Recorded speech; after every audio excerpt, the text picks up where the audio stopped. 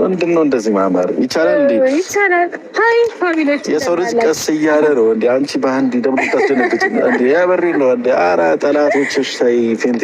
ሰላም ጤና ይስጥልኝ ውድ ተመልካች፣ እንዴት ናችሁ? ደህና ናችሁ ወይ? ሁሉ ሰላም፣ ሁሉ መልካም ነው፣ እግዚአብሔር ይመስገን። እኔ በጣም ደህና ነኝ። ዛሬ ኤፍሬምና ሩታ እንግዲህ ተጠራርተን ሩታንም እየጠበቅኳት ነው ብሏል። ሩታን እንግዲህ ጠርቷትና የሆነ ዛሬ ለሩታና ለአብርሽ የሆነ ሀሳብዬ ነው የመጣሁት። ሀሳቡን ደግሞ ከተመልካቾች ጋራ አብረን ችግሮቹን እንፈታለን ብዬ አሰብኩና መጣው ብሎ ኤፍሬም ብቅ ብሏል። እንግዲህ የኤፍሬም ሀሳብ ምንድን ነው? እዛው አንድ ቤት ቁጭ ብለው አብረው እየኖሩ እኔ ሩታን ጠርቻታለሁ። ሩታ አብርሽም ስለሚጠብቃት በጣም ሩታ ትቸኩላለች። አብርሽም ስለሚጠብቃት ቪዚ ስለሆነች ብሎ እንግዲህ እርስ በራሳቸው እየተደናነቁ ነው ማለት ነው። አብርሽና ማነው ኤፍሬምና ሩታ ማለት ነው። እና ስለዚህ እንግዲህ ውድ ተመልካች ይሄንን ቪዲዮ እናንተም የተለያየ ቪዲዮ እያመጣውላችሁ ነው። ሳይሰለቻችሁ መታችሁ ላይክ ብታረጉ ደግዬ ነው እላለሁና ሩታና ኤፍሬም እንግዲህ ዛሬ የራሳቸውን ሀሳብ ምን እንደሚሉ እስቲ አብረን እናዳምጥና አስተያየት ትሰጣላችሁ ያስባለሁ። እነሱ እያሰቡ እነሱ እያሯሯጡ ነውና ነገሮቹ እንግዲህ ከየትም እንዴት ወዴት ኬት እንደሚመጡ አብረን እንከታተላለን። እናንተም በላይክና በሰብስክራይብ እየገባችሁ አበረታቱኝ ብዬ ለምናችኋለሁ ማለት ነው። እና እንግዲህ የቻናል ባህሪ ልመናም ተለምኖም እየተገኘ አይደለም፣ ሰብስክራይብ እና ምንም ማድረግ ስለማይቻል። ስለዚህ እንግዲህ ወደ ተመልካች እዚሁ በዚሁ እርስ በራሳቸው እንግዲህ እየተሸዋወዱ አብርሽ እና ሩታ ከልዑል ጋር እንጆ ያድርጉ። የሆነ አገር እዚሁ አገር ውስጥ ሌላ አገር ሳይሆን እዚሁ አገር ውስጥ እንጆ አብረው እንግዲህ ኦልሞስት አብረው ከተዝናኑ አንድ አመት ስለሆናቸው አሁን ደግሞ ሶስታቸው ብቻ አንድ ላይ ሆነው እንዲዝናኑ ነው የምፈልገው። እኔ ብቻ ሳይሆን ሶስቱ ብቻ እኔ ደግሞ ከነሱ ጋር አይደሉም።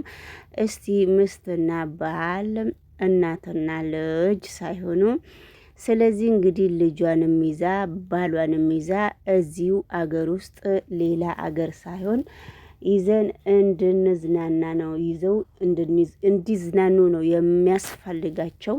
ሳስበው አይ ቲንክ ቆሜ ሳስበው እኔም እንደዛ አስቤ ነበረ። አይ ቲንክ እያለች ነው ሩታ። እንግዲህ ሩታ እኔም አብርሽን አላመካከርኩትም እንጂ በልቤ ውስጥ እንደዛ ነገር እያሰብኩ ነው። አንተም ሀሳባችን እንግዲህ ሁላችንም ስለተስማማ አንተም ይሄን ነገር እንደዛ ስላልከኝ ከአብርሽ ጋራ መመካከር አለብኝ ብላ መልስ ስትሰጠው ነበረ። እኔ ደግሞ ነገሮቹን ቀላል አድርጌ ነበረ እያሰብኩት። እኔ ደግሞ ከልዑሌ አባትና ከአንቺ ጋራ ሶስታችሁ አንዳችሁ ብቻ ሆናችሁ እንድትዝናኑ ነው የምፈልገው። እኔ እንኳን ውስጥ የለውም ተከራይታችሁ እንድትኖሩና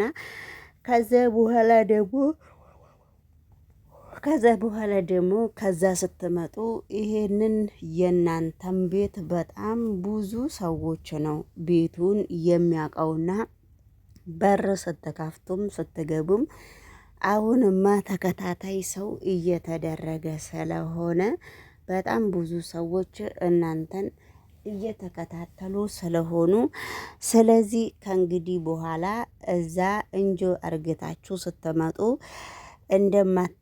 እንደማትመለሱ ነው የምነግራችሁ እያላቸው ነው ኤፍሬም።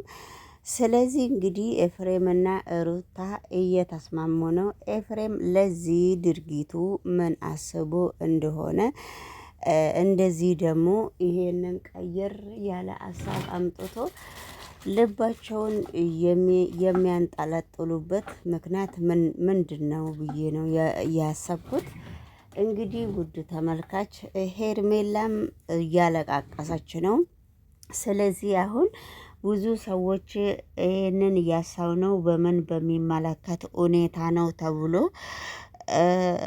ስናስበው እንግዲህ በጣም ብዙ ሰዎች ሰውን እየላኩብን ነው። እስከ ቤት ድረስ ሰው እየመጣብን ነው። ስለዚህ አሁን አብርሽም ይሄንን ግርግር ስለማይፈልገው አብርሽ ይሄንን ነገር ሳይፈልግ አብርሽ ግርግር በአሁኑ ሰዓት ከሚስቱና ከልጁ ጋር ብቻ ነው እንጂ ማድረግ የሚፈልገው እንጂ ይሄንን ሁሉ ግርግር አብርሽ አይፈልግም በሚባል ሁኔታ ነው ይሄንን ሀሳብ ያመጣ ነው። እናንተ መቼም ሰዎች ናችሁና ብዙ ነገሮች ልታወሩ ትችላላችሁ። ስለዚህ ብለው እንግዲህ አብርሽና ሩት መልስ ሲሰጡ ነበር። ሩት ይላል ዳኒ፣ አንዳንድ ጊዜ ዳኒ ያስመሳዩ። ስለዚህ ለዚህ ሁሉ ነገር በጣም ዋጋ እያስከፈሉን ነው። እኛም እያሰብን ነው። ሲወጡም ሲገቡም ስንወጣም ስንገባም በር ላይ ተለጥፈው ነው ያሉትና ለዚህ ሁሉ ለዚህ ውጣና ውረድ ምንም ከሰው ጋራ መነጋገርም ምንም የሰው ምክርም በአሁኑ ሰዓት አያስፈልግም እያለች ነው ሩታ። የኔ የሆኑት የምወዳቸውና የማከብራቸው ህይወቴ ውስጥ ጣልቃ የገቡት ሁሉ እስከ ዛሬ ድረስ እኔን የሚያከብሩኝና እኔን የሚወዱኝ የኔን ኑሮ ቃና በማለቴ የሚያስፈልጋቸውና ጓደኞቼ ብዬ ያቀረብኳቸው ሰዎች ዛሬ ሌላ ሰዎች ሆነው ስለተገኙ ይሄንን ሀሳብ ስላመጣክልኝ በጣም ነው የማመሰግነው ኤፍሬም ወንድምየው ብላለች። እንግዲህ ስለዚህ ኤፍሬም እህቴ እኔም ሁሌ ካንቺ ጋር ነኝ። ስለዚህ ያንቺና የአብርሽ ትዳር ሰምሮ ከእናንተ ጋር አብራችሁ እንድትኖሩና ፍቅራችሁ የድሮ ፍቅራችሁ እንዲመለሰላችሁ ነው ይሄንን ሁሉ እየደከምኩ ያለሁት። ስለዚህ ብዙ ሰዎች በኮመንት ብዙ ነገሮች እያወሩ ነው። ሚስትና ባል እኮ አስታርቆ ዋሽቶ አንድ ላይ በመመለስ እግዚአብሔር ደግሞ የሚወደውን ነገር ነው እያደረግኩትና እግዚአብሔር ደግሞ የማይወደውን ነገር ያደረግኩት ነገር የለም። በእግዚአብሔር ዘንድም እኔን ማስጠየቅ ይችላል።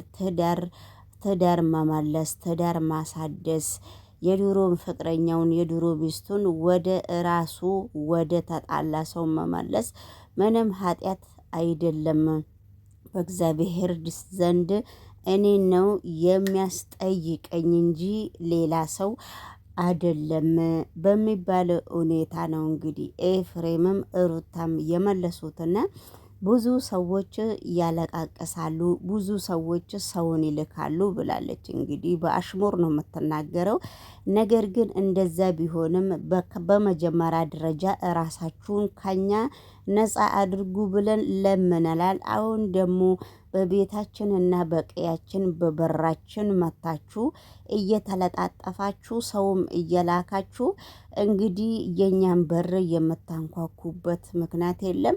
ከፈለጋችሁ ደግሞ በራችን ላይ ለሻይና ቡናና ሻይ ካልበቃችሁ እራትና ምሳ እንጨምርላችኋለን። እዛው ተቀጥራችሁ የሆነ ለውሸትና ለወሬ ጦባ ጦቤ ነገር ለቡናና ለሻይ ለኪስ ስለሚያስፈልጋችሁ ነገሮቹ ግን ስለማይመቻችላችሁ፣ ስለዚህ ለዚህ ሁሉ እግዚአብሔር ነው። እኛም ያለን ትዳር የሰው ትዳር ለማፍረስ አይደለም፣ የሰውን ትዳር ለማስተካከል ተብሎ ነው እንጂ ምንም የሚመጣም ነገር የለም፣ የምታመጡትም ነገር የለም በሚባል ተቆይቷል። በባይ ላይክ እና ሰብስክራይብ ከዛም ውጭ ቤት ድረስ ምናምን ብቻ የሆነ መረባበሽ የሚፈልጉት ነገር አለ። ይሄ ነገር ግን እንደማይቀጥል ማወቅ አለባችሁ። እሱ አለ እና የዛ ሁሉ ሰው ደግሞ ሀሳብ